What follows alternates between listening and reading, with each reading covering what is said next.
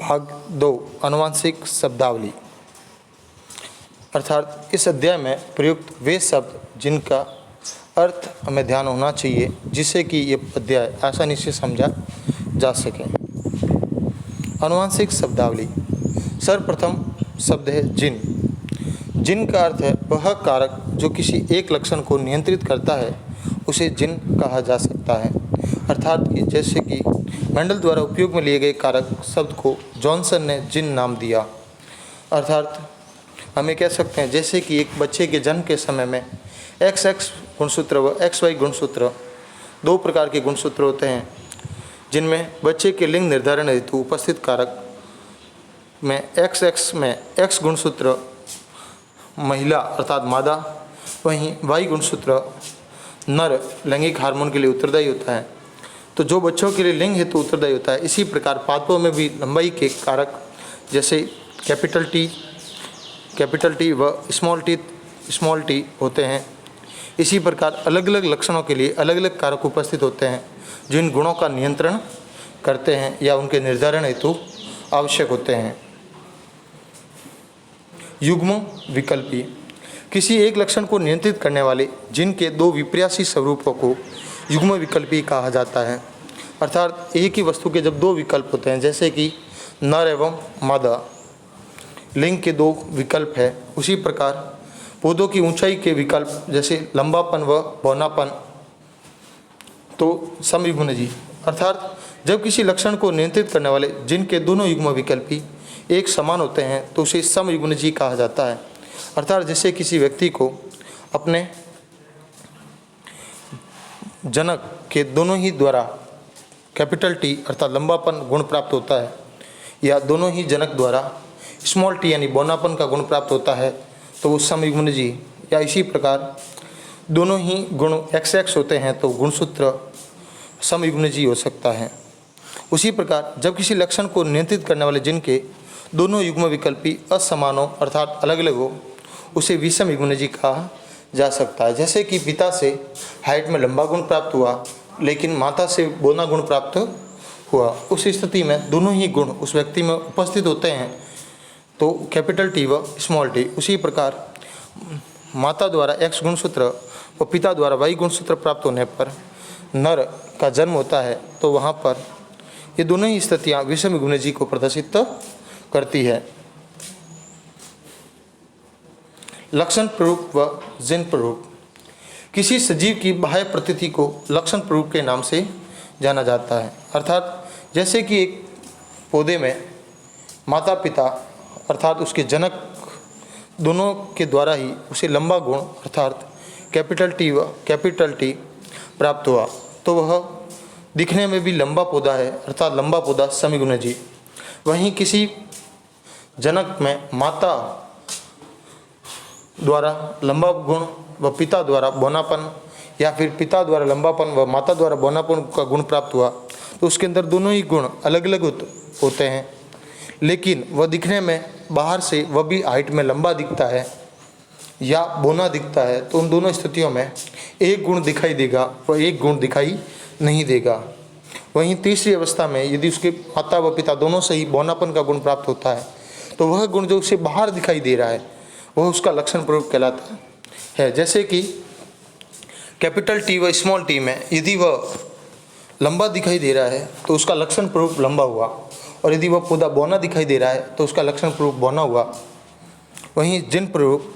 किसी सजीव की आनुवंशिक रचना को जिन प्ररूप कहा जा सकता है। अर्थात उसकी जो वास्तविक संरचना है, अर्थात उसको जो दोनों युग्मक प्राप्त हुए हैं, उन दोनों युग्मकों को लिखकर प्रदर्शित करना ही जिन प्ररूप कहलाता है। जैसे कि माता व पिता दोनों ही द्वारा जब कैपिटल टी अर्थात लंबा गुण प्राप्त हुआ, तो शुद्ध या समयुग्मनजी लंबे के नाम से कैपिटल टी लिखा जा सकता है।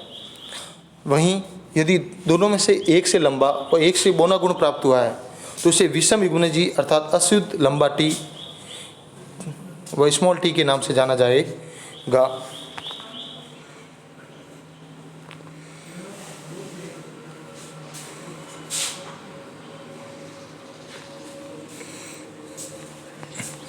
प्रभावी लक्षण व अप्रभावी लक्षण। प्रभावी लक्षण से वह अर्थ है कि वह लक्षण जो F1 पीढ़ी में अपने आप को अभिव्यक्त कर पाता है, अपने आप को प्रदर्शित कर पाता है। जैसे कि एक व्यक्ति को माता व पिता द्वारा लंबा गुण प्राप्त हुआ तो लंबा गुण दिखाई देगा, वहीं बौना गुण प्राप्त हुआ तो बौना गुण ही दिखाई देगा। लेकिन यदि किसी पौधे को एक गुण लंबा व एक गुण बौना प्राप्त होता है, उस स्थिति में वह गुण जो वास्तविकता में दिखाई देता है या अपने आप को प्रदर्शित करता है, वही गुण प्रभावी गुण कहलाता है। जैसे कि माता से लंबा गुण व पिता से बौना गुण प्राप्त होने के बावजूद वो बच्चा लंबा दिखाई देता है, तो उसमें पिता का गुण दिखाई नहीं दे रहा है, जबकि माता का गुण बाहर दिखाई दे रहा है, अर्थात वो लंबा गुण बाहर दिखाई दे रहा है, तो उसका प्रभावी गुण लंबा हुआ। वह माता का गुण जो दिखाई नहीं दे रहा या पिता का जो गुण दिखाई नहीं दे रहा, वह अप्रभावी गुण के नाम से जाना जाएगा, अर्थात अप्रभावी लक्षण के नाम से जाना जाएगा। अर्थात वह लक्षण जो F1 पीढ़ी में स्वयं को अभिव्यक्त नहीं कर पाता, उसे अप्रभावी लक्षण के नाम से जाना जाता है। संकर पूर्वज या पच संकरण, वह संकरण जिसमें F1 पीढ़ी का संकरण दोनों जनकों में से किसी एक के साथ करवाया जाता है, तो उसे संकर पूर्वज संकरण के नाम से जाना जाता है। अर्थात किसी भी पीढ़ी के पौधों का संकरण अपने जनक के साथ ही करवाया जाए, तो वह संकरण जिसमें F1 पीढ़ी का संकरण प्रभावी लक्षण प्ररूप वाले जनक के साथ करवाया जाता है, तो उसे बाह्य संकरण कहा जाता है।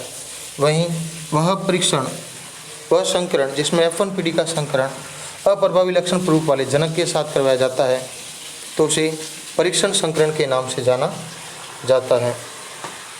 व्युत्क्रम संकरण, वह संकरण जिसमें A पादप कैपिटल TT को नर व B पादप को अर्थात दोनों स्मॉल t को मादा जनक के रूप में प्रयुक्त किया गया, तो दूसरे संकरण में A पादप को कैपिटल T को मादा व B स्मॉल tt पादप को नर जनक के रूप में प्रयुक्त किया जाता है, तो उसे व्युत्क्रम संकरण कहा जा सकता है। यानी ऐसे समझ सकते हैं कि पहली बार में नर से यदि प्रभावी गुण लिया गया, तो दूसरी बार में प्रभावी गुण मादा से लिया जाएगा। वहीं पहले संकरण में मादा से अप्रभावी गुण लिया गया, तो नर से अप्रभावी गुण दूसरे संकरण में लिया जाए। अर्थात इसमें पहला गुण प्रभावी नर से लिया गया व मादा से अप्रभावी लिया गया, तो उसका विपरीत यहाँ पर नर से अप्रभावी व मादा से प्रभावी गुण प्राप्त किया गया। तो इसे विपरीत प्रक्रिया में होने के कारण, एक दूसरा का व्युत्क्रम यानी उल्टा होने के कारण, इसे व्युत्क्रम संकरण के नाम से भी जाना जाता है।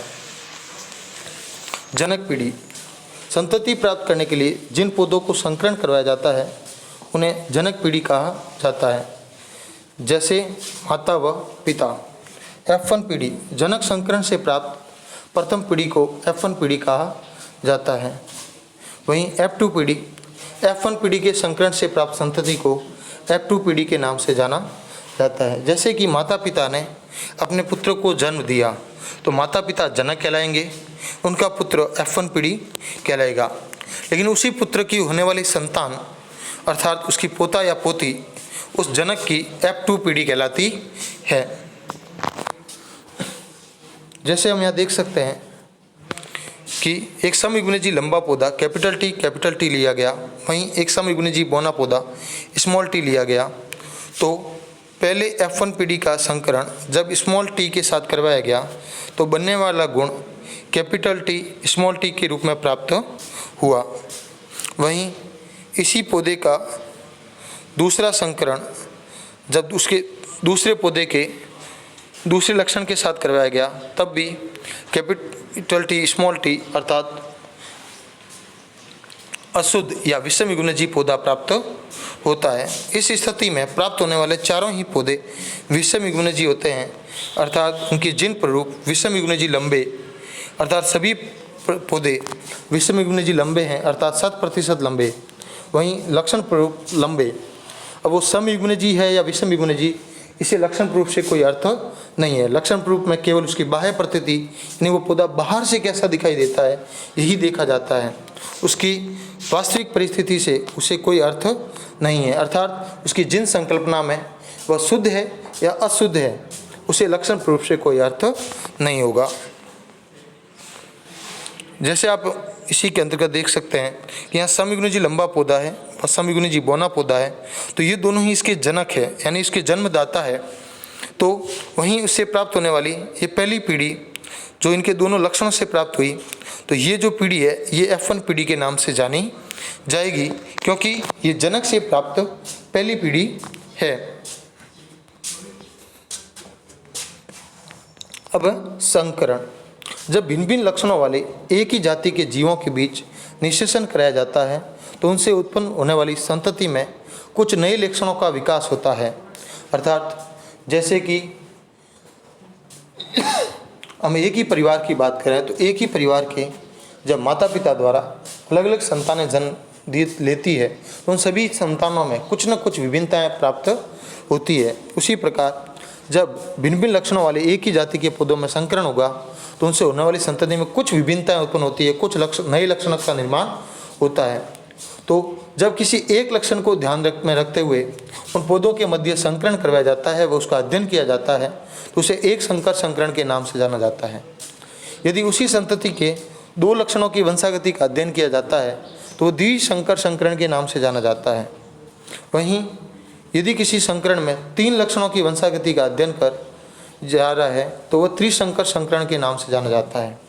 वहीं जिसमें कई लक्षणों की वंशागति का एक साथ अध्ययन किया जाता है उसे बहुसंकर संकरण के नाम से जाना जाता है। एक संकर अनुपात व द्विसंकर अनुपात, एक संकर संकरण द्वारा प्राप्त किए गए पौधों का अनुपात एक संकर संकरण या एक संकर अनुपात कहलाता है। वहीं द्विसंकर अनुपात द्विसंकर संकरण से प्राप्त अनुपात को द्विसंकर अनुपात के नाम से जाना जाता है। मेंडल की वंशागति का पहला नियम व दूसरा नियम एक संकर संकरण अनुपात पर निर्भर है, वहीं तीसरा नियम द्विसंकर संकरण नियम पर निर्भर है।